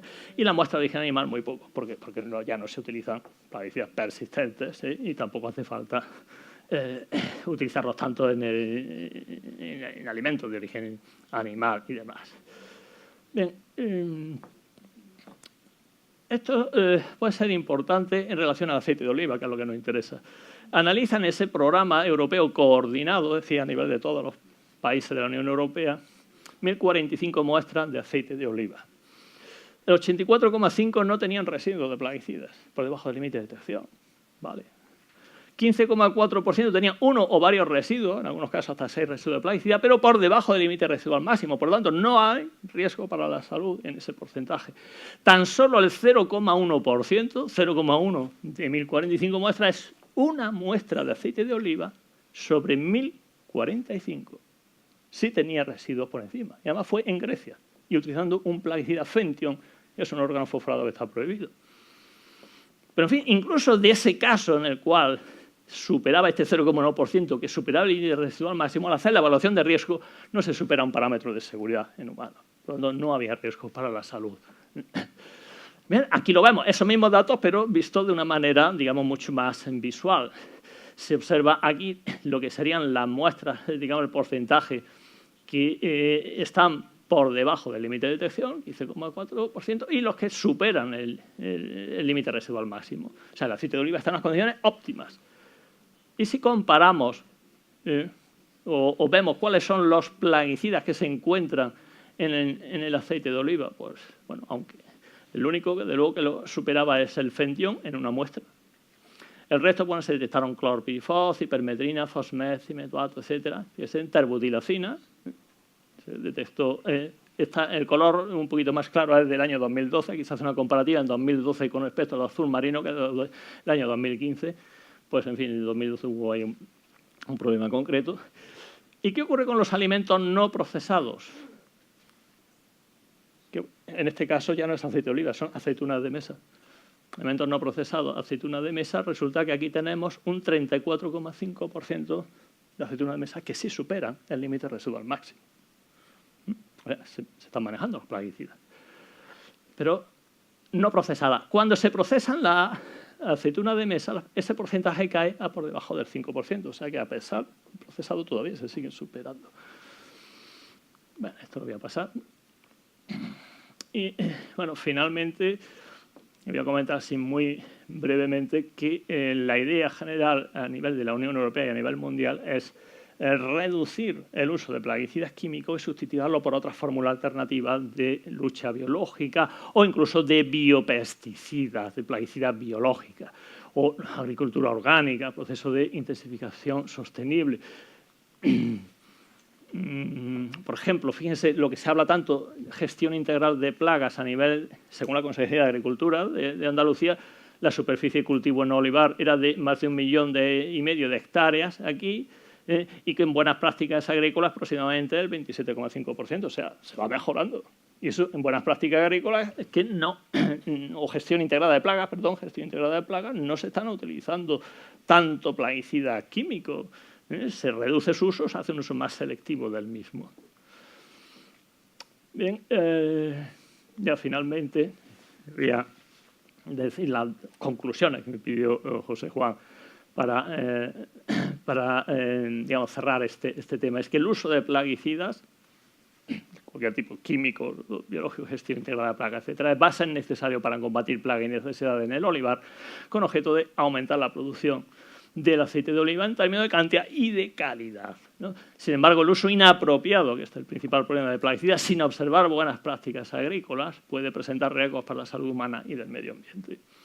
Y le he comentado ya los datos del programa coordinado de la Unión Europea de residuos de plaguicidas en alimentos, indica que el aceite de oliva virgen está en unas excelentes condiciones en cuanto a la presencia de residuos.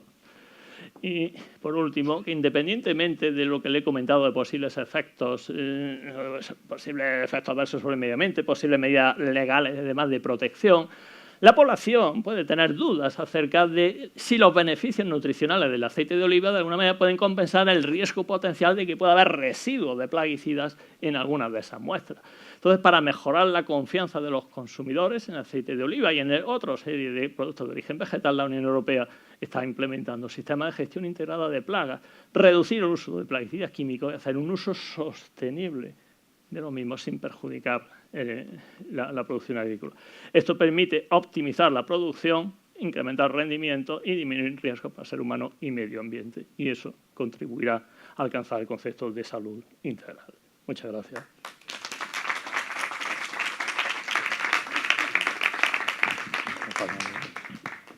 Muchísimas gracias. Bueno,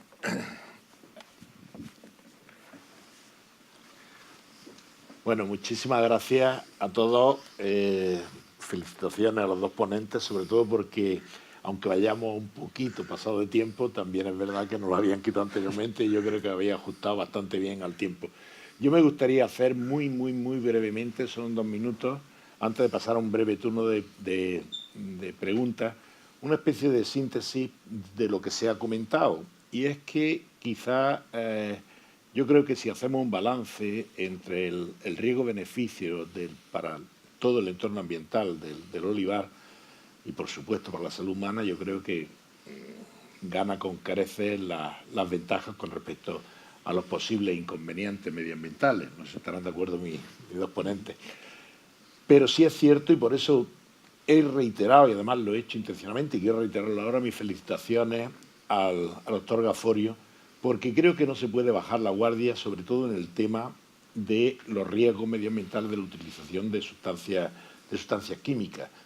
No por nada, porque creo que los agricultores están suficientemente concienciados, pero es cierto que en algunos casos el miedo a perder cosechas por las plagas puede hacerlo llevar, como ya ocurrió en Almería. Tuvimos la experiencia, se comercializó de forma ilegal un producto que era el isofosfometilo y que estuvo a punto de, por miedo además a un trip, a una variedad de trip muy resistente, y que estuvo a punto no solo de producir ese daño ambiental y ese daño para la salud humana, sino producir un daño importantísimo para la cartera. Y es que estuvo a punto de ocurrir lo que ocurrió con la dioxina de los pollos belgas, que prohibieron la exportación de todo esos tomates, esos pimientos que estaban tratados con eso. Afortunadamente se actuó muy rápido por parte de Seprona, se controló todo el tema, pero quiero decir que es algo que hay que vigilar, que hay que concienciar fundamentalmente a los agricultores, porque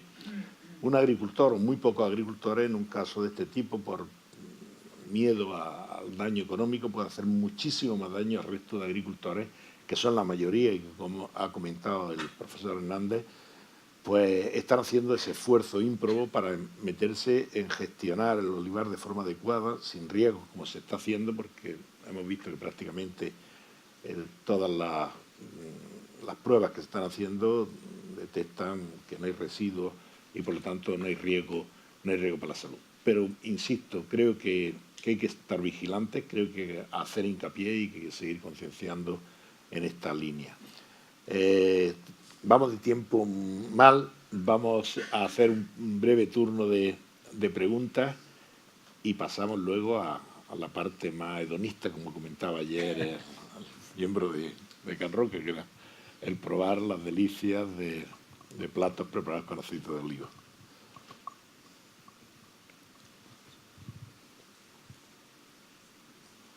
Yo concretamente quería preguntar sobre... Sí. A ver, yo soy de una zona que se utiliza, realmente se utilizan, bueno, en primer lugar, gracias por tu charla y la verdad que nos ha sido muy ilustrativa. Yo creo que has hablado mucho de plaguicidas, pero de herbicidas muy poco. Yo vengo de una zona que se utilizan muchos herbicidas, entonces tengo una curiosidad, sobre todo por la gente dice, vamos a echar la botica. Parece que ya me suena como a echárselo al suelo y siempre he tenido no sé, por lo menos darle vueltas un poco a mi cabecita de esto que se echa en el suelo para que las hierbas, que por supuesto ocurrirá lo que nos estabas contando, que mata las hierbas malas, las hierbas buenas, pero claro, ¿hasta qué punto el herbicida se fija en el suelo?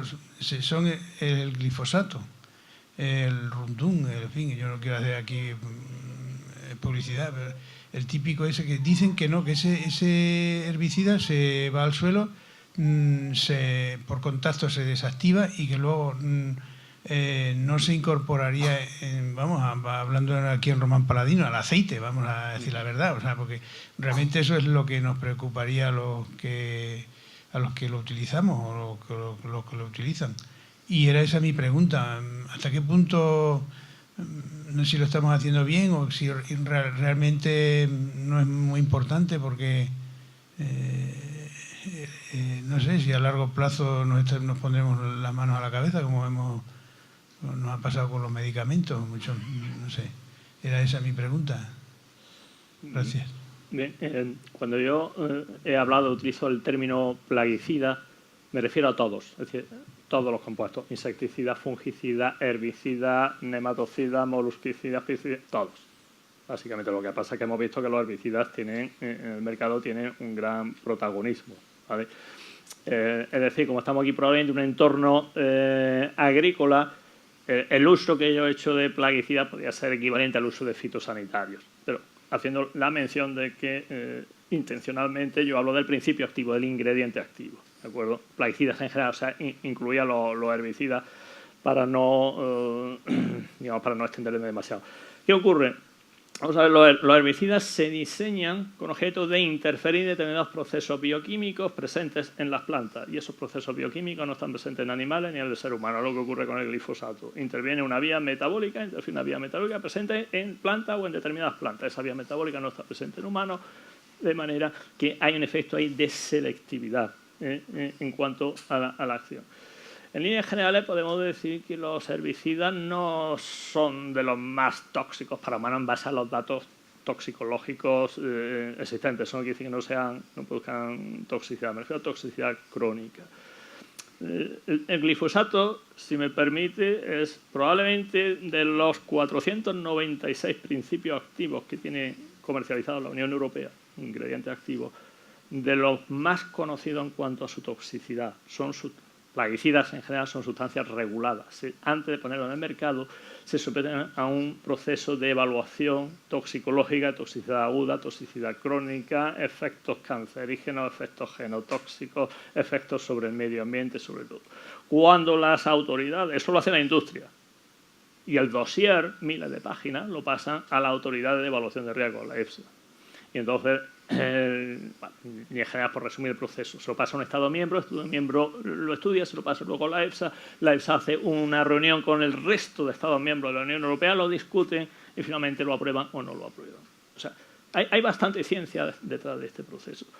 Lo que pasa con el caso del glifosato es que el 30% en ventas, plaguicida que más herbicida, si quiere, que más se vende a nivel mundial. Entonces, claro, eso tiene un enorme impacto mediático. Pero tenga en cuenta una cosa, se conoce muy bien sus efectos tóxicos. En 2016 la EFSA dijo que la toxicidad aguda y crónica del Roundup o similar, es decir, herbicida basado en glifosato, se debía al aditivo que llevaba, es decir, la amina polietoxilada, que es más tóxica que el propio glifosato. No sabemos si ese efecto cancerígeno que interpretó la IARC pudiera venir incluso de la interacción de esa amina polietoxilada con el propio glifosato sobre el ser humano. eso está en el aire, está abierto. Se enfadaron un poco en el Parlamento Europeo de decir, bueno, ¿cómo es posible que ustedes, EFSA, países miembros, estudien solo la toxicidad de los ingredientes activos y no estudien la toxicidad del fitosanitario en cuestión? La respuesta era fácil, ustedes son Parlamento Europeo, cambien la legislación. Pero mi respuesta es si realmente en el alimento, en el aceite, con el tema que nos ocupa, el glifosato, realmente hay estudios que evidencien que hay... No hay. Esa es mi pregunta. Hay una diapositiva que le pasa muy rápido, Sí. se da cuenta que era la presencia de residuos de plaguicidas por debajo del límite de residuos máximo, ahí no estaba el glifosato. ¿Y la vida media en el suelo? Se descompone, ¿verdad? Perdón, he olvidado eso. Cuando se comercializa el plaguicida, incluyendo herbicidas, se hace un estudio de, digamos, de vida media, es decir, de duración, de fijación al suelo y de degradación del mismo. Si eso supera un estándar determinado, el plaguicida que fuera persistente en el suelo no se aprobaría. Quiere decir que lo que se añade ahí se degrada. Se degrada en el suelo y finalmente vemos que no hay residuos, al menos en los programas coordinados que ha realizado la EFSA no se han visto que hay residuos, y creo recordar que ni siquiera por debajo del límite por debajo del límite residual máximo, o sea, residuos positivos debajo del límite no hay. Sí, muchas gracias. Me ha disipado una gran duda que tenía. Gracias.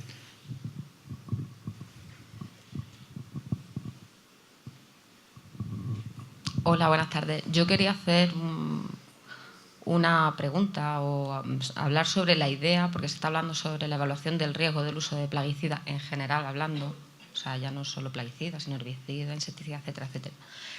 ¿Hasta qué punto la idea del análisis del riesgo sinérgico? Porque está muy bien que se analice el riesgo en modo individual de cada uno de los compuestos y en el caso del principio activo, de la molécula activa, pero hasta qué punto la idea del análisis sinérgico, que realmente yo creo que es un tema muy importante y serio en este caso, porque directamente no afecta o no tiene un nivel de afección único un solo compuesto. ¿Hasta qué punto la idea de ese análisis sinérgico, aunque sé que es muy complicado porque es muy amplio y sobre todo hablando de los 496 compuestos que están ahí para el uso en la agricultura? Entonces, bueno, ¿hasta qué punto podemos llegar ahí? Eso es un asunto muy importante, que es el asunto, yo no lo llamaría sinérgico, yo lo llamaría el problema de las mezclas, porque las mezclas pueden dar lugar, mezclas de plaguicidas, pueden dar lugar a diferentes efectos. Estamos trabajando en ello, ¿eh? Ahora en junio vamos a publicar una opinión científica, ¿no? Un informe científico en EFSA acerca de posibles efectos neurológicos derivados en función de mezcla de compuestos que tienen mismo un efecto, digamos, de sumación de efectos uno a otro. Eso es lo contemplaba la normativa de 2005 y de 2009, por eso lo estamos haciendo, ¿eh? No es fácil, pero se están haciendo esfuerzos nosotros y la EPA, los americanos, ¿no? Vamos a ver, tenga en cuenta un detalle. De esos 496 plaguicidas en el mercado europeo no son persistentes. Quiere decir que si nosotros estamos expuestos a residuos, a deriva o cualquier otro sistema, en 2, 3, 4 días lo vamos a eliminar del organismo como mucho. Quiere decir que si nosotros el efecto de las posibles mezclas tendríamos que considerarlo sobre todo a nivel agudo, es decir, posible exposición el mismo día, bien en el mismo plato, o bien mezclar lo que hemos ingerido en el almuerzo con la fruta, porque hemos visto que en animales el residuo era menos del 15%. Lo que hemos consumido en fruta o verdura en el almuerzo con lo de la cena, como mucho con lo del día siguiente. Y entonces se hace evaluación de riesgo debido a la mezcla de productos. Y eso lo ha hecho la EFSA. Y siguiendo el criterio de sumación de efectos aditivos, no sinérgicos, sino efectos aditivos, ahí se concluye, digamos, que no hay riesgo para la salud. Hay un pequeño elemento conflictivo, y es que los modelos que se utilizan para evaluar el riesgo de la salud de las mezclas, ¿qué hacer con todos aquellos productos alimenticios? Hemos visto 80 y tantas mil muestras analizadas. Y si están por debajo del límite de detección, ¿cómo consideramos ese valor? ¿Como cero o le damos el valor del límite de detección? Porque dependiendo de lo que utilicemos, nos va a salir un resultado diferente en la evaluación de riesgo. Y ese es el problema. Entonces, si utilizamos el modelo pesimista, que se llama, en alguna ocasión podría haber circunstancias, podría haber riesgo, pero el modelo pesimista significa que de todos los alimentos que estamos ingiriendo, todos los alimentos van a tener residuos de plaguicidas, de los posibles plaguicidas que se utilizan para esa plantación, lo cual sabemos que no es cierto.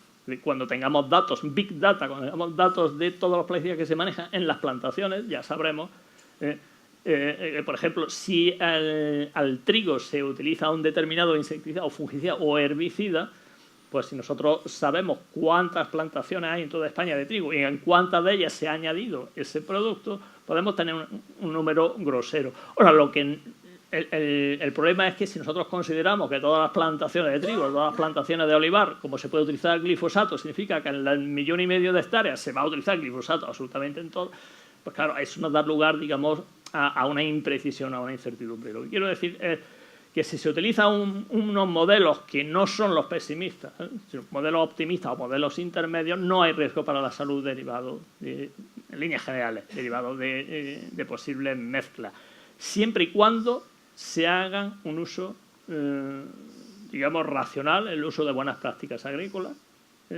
de soplaicida, y estamos por debajo del límite residual máximo. Es más, hasta en algunos casos en los cuales se ha visto que podría haber riesgo de mezclas, el problema venía de uno solo de los plaguicidas, riesgo agudo, que decía una mezcla de 5 o 6 productos, solamente había uno que estaba en una concentración más alta, de manera que EFSA considera que en la mayoría de los casos que se supera el límite residual máximo de mezcla, la mayoría, o sea, 90%, se debe a que hay un solo plaguicida en la mezcla que es el responsable de que se supera, con lo cual operaría la evaluación de riesgo de compuesto único. ¿A qué? El límite máximo de residuos.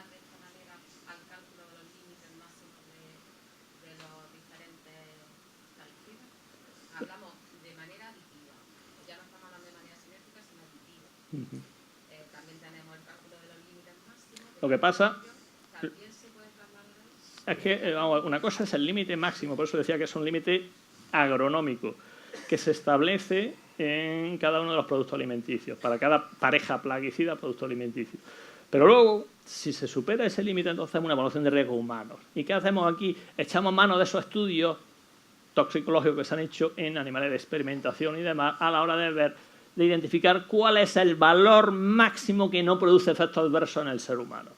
Y entonces lo que garantizamos, lo que procuramos ver es si ingiriendo un determinado tipo de alimentación basada con todos estos residuos, en función del perfil de dieta que tenemos todos, y eso lo sabe perfectamente, la base de datos que contiene toda la dieta que tenemos en España, en todos los países europeos, finalmente superamos los límites máximos de seguridad de humanos, no los límites máximos de residuos. Y eso es lo que se ve, que no hay superación a ese nivel.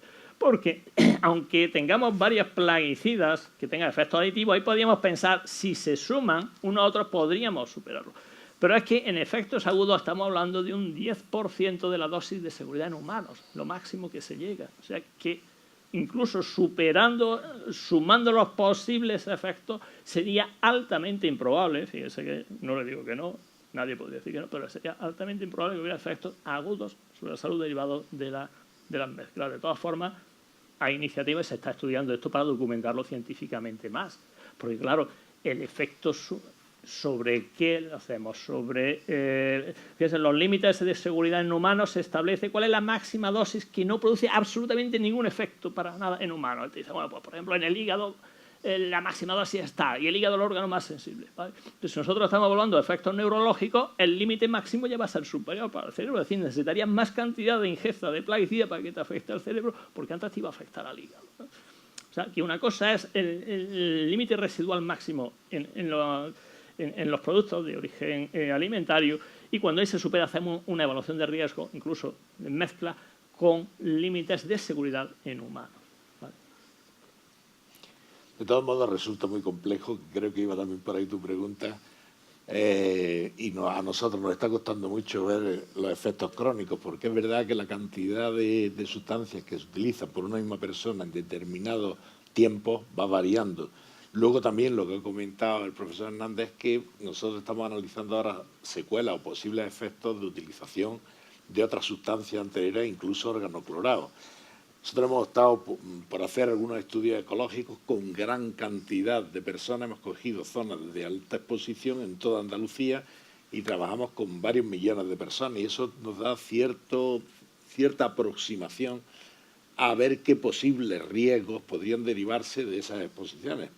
Pero aún así son estudios ecológicos, son estudios que no pueden demostrar relaciones causales, es complicado. Y nos van acercando a plantear estudios un poquito más afines de casos y controles, pero en este tema resulta complicadísimo por la cantidad de productos que se utilizan, la variabilidad de la utilización en el tiempo, y es difícil. Y luego no solo el efecto sumatorio, porque hemos estado hablando de efectos sumatorios y plaguicidas, pero ¿qué pasa con otras sustancias como aditivos alimentarios, como tal? Es complicado. O sea, estamos inmersos en una nebulosa de sustancias químicas que establecer relaciones causales o las haces de forma experimental o a lo largo del tiempo resulta, desde el punto de vista mío, que es la epidemiología, resulta muy complejo, ¿eh? Los agudos, claro. No, de agudo conocemos mucho, sí. Sobre todo en Almería, por desgracia, sí. Allí tenemos muchos descritos de intoxicaciones. Tenga en cuenta una cosa, en cuanto a la exposición de sustancias químicas plaguicidas u otras con las que pudiera interaccionar y demás, los problemas crónicos de salud no están directamente ligados exclusivamente a cada una de las moléculas de plaguicida. Puede haber coexposición a otra serie de sustancias. Los aditivos están también muy bien estudiados y yo no tengo la menor duda de que los aditivos están comercializados en la Unión Europea son seguros para problemas de alergia y demás, pero no más allá nada de cáncer ni cosas de estas, si no estarían prohibidos. Pero sí que estamos expuestos, salimos a la calle, vemos hidrocarburos aromáticos policíclicos, inhalamos contaminación urbana, luego la comida nos gusta a algunos, a mí no, pero a algunos nos gusta muy hecha, muy pasada, bueno, ya tiene mina heterocíclica y son cancerígenas. Por cierto, el otro fuma, el otro toma tal. O sea, que hay una exposición a muchas sustancias químicas. Se ha dado cuenta en las asociaciones, en los metaanálisis que le he puesto, decía que la magnitud del efecto era muy pequeña. Si eso lo extrapolamos, claro, a grandes poblaciones, pues obtendrían resultados positivos, no muchos.